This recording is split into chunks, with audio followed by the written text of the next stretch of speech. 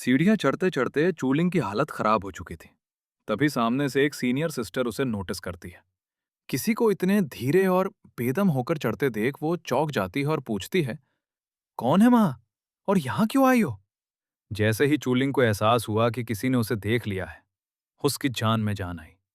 थकान के मारे उसका पूरा शरीर ढीला पड़ गया और वो वहीं ढेर हो गई। होश खोने से ठीक पहले उसने अपनी पूरी हिम्मत जुटाई और कांपती आवाज में बस इतना कहा, बेलिंग पीक, लुई। और इतना कहते ही वो बेहोश हो गई। सीनियर सिस्टर तुरंत उसकी मदद के लिए भागी, पर जैसे ही वो पास पहुंची, ऊपर से एक भारी आवाज आई, वहीं रुक जाओ फेलो कल्टीवेटर। आसमान से उड़ते हुए रेवरेंट लीचांग सीधे उनके सामने लैंड करते हैं। वो एक धूर्त मुस्कान के साथ कहते हैं, फेलो दावेस्ट, मैं इस जंगली जीव का काफी समय से शिकार कर रहा हूं। यह गलती से यहां आ गई है। मेरा आपके ग्रेट डाउसेक्ट की शान में गुस्ताखी करने का कोई इरादा नहीं है। बस मुझे इसे यहां से ले जाने दें। जैसे ही वो चूलिंग को उठाने के लिए हाथ बढ़ाता है, सीनियर सिस्टर अपनी तलवार निकाल लेती है। इतनी भी क्या जल्दी है? बेहोश होने से पहले इसने हमारे सेक्ट के एक मेंबर का नाम लिया है, तो मैं पहले इसकी पहचान कंफर्म करूंगी। अगर जूनियर ब्रदर लुई इसे पहचानने से मना कर दें, तभी आप इसे ले जा सकते हैं। वो एक चेले को आदेश देती है, इस पर नजर रखो, मेरे आने तक कोई इसे हाथ न लगाए। सीन शिफ्ट होता है बेलिंग पीक पर लुई के आंगन में।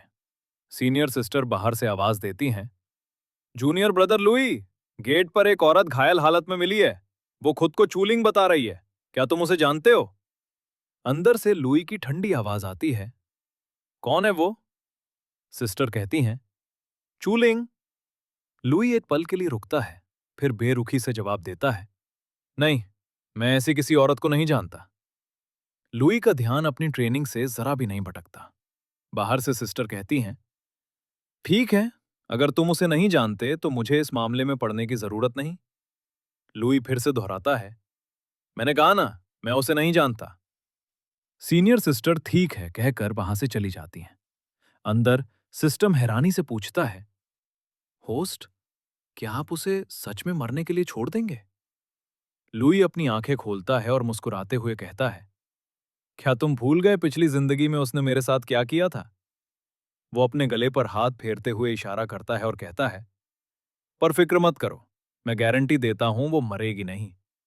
2 मिनट बाद सीनियर सिस्टर गेट पर वापस आती हैं और लीजियांग से कहती हैं, मैंने चेक कर लिया है, हमारा कोई डिसाइपल इसे नहीं जानता। आप इसे ले जा सकते हैं। लीजियांग की आंखों में लालच चमक उठता है। वो हंसते हुए चूलिंग की तरफ बढ़ता है। जैसा मैंने सोचा था, ग्रेट डाउसेक्ट इन जैसे डीमंस का साथ नहीं देगा। लाओ, मैं इसे ले जाकर आपके पवित्र मैदानों को गंदा होने से बचा लेता हूं। पर जैसे ही वो हाथ बढ़ाता है, उसका हाथ हवा में ही जम जाता है। उसके पूरे हाथ पर बर्फ की एक मोटी परत चढ़ गई थी। लीजियांग गुस्से में चिल्लाता है, यह किसकी हिम्मत हुई? तभी आसमान से मास्टर बाई कुइलांग अपनी खौफनाक पावर्स के साथ उतरती हैं। वो हवा में तैरते हुए चिल्लाती हैं, अपने गंदे हाथ पीछे हटा। उनकी ताकतवर मौजूदगी देखकर लीजियांग के पसीने छूट जाते हैं। मास्टर बिना किसी इमोशन के लीजियांग को इग्नोर करते हुए सिर्फ चूलिंग को देखती हैं। सीनियर सिस्टर और बाकी चेले घुटनों पर बैठकर उन्हें ग्रीट करते हैं, मार्शल आंट पाई। मास्टर बाई क्वलांग लीजियांग के सामने खड़ी होकर गरजती हैं, तुम इसे यहां से नहीं ले जा सकते। लीजियांग भड़क जाता है, क्या ग्रेट डाउ सेक्ट अपनी बात से मुकर रहा है? यह आपके सेक्ट की गरिमा के खिलाफ है। पीछे खड़ी सीनियर सिस्टर भी तलवार निकाल लेती है, बदतमीज, क्या तू ये देखना चाहता है कि हमारी तलवारों में कितनी धार है? लीजियांग भी फाइटिंग पोज में आ जाता है, चलो देख ही लेते हैं। लेकिन मास्टर बाई का सब्र टूट चुका था। वो एक हाथ घुमाती हैं और सिस्टर के सारे अटैक हवा में गायब हो जाते हैं। फिर उनके हाथ से एक ऐसी एनर्जी बीम निकलती है जो लीजियांग को पल भर में बर्फ का पुतला बना देती है। अगले ही पल बूम, बर्फ फटती है और लीजियांग का शरीर चीथड़ों में उड़ जाता है। मास्टर बाई क्वालोंग भी लुई की पिछली जिंदगी की उन 8 रानियों में से एक थी। वो लुई की मास्टर होने के साथ साथ उसकी वाइफ भी रही हैं, जो अब पास में वापस आ चुकी हैं। मास्टर बिना मुड़े सिस्टर से कहती हैं, इस लाश को ठिकाने लगाओ, मैं इस औरत को अपने साथ ले जा रही हूं।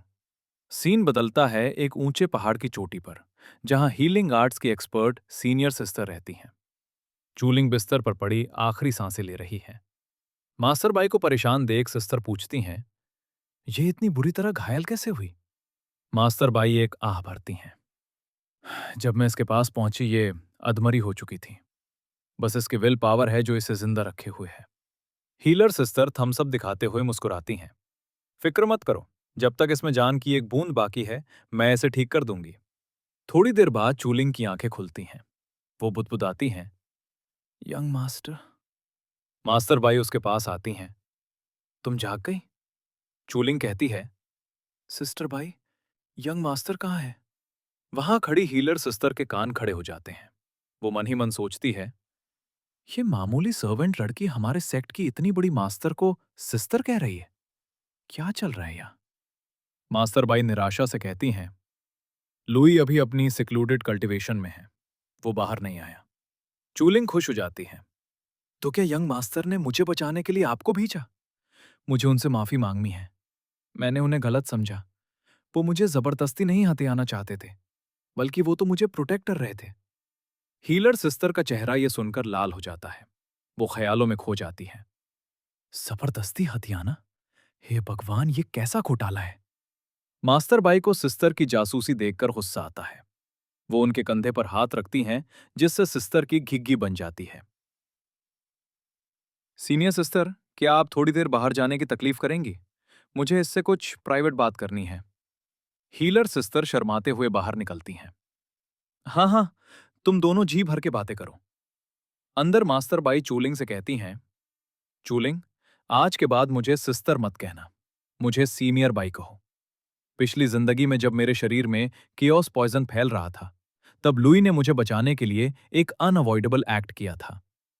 चूलिंग सोचने लगती है, इस अनअवॉइडेबल एक्ट का क्या मतलब हो सकता है?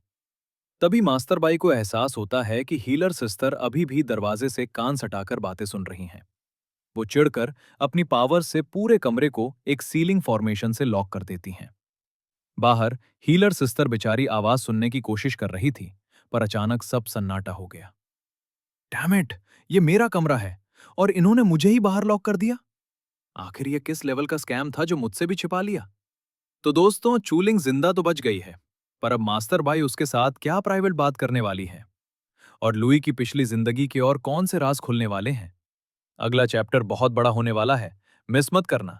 सब्सक्राइब जरूर करें।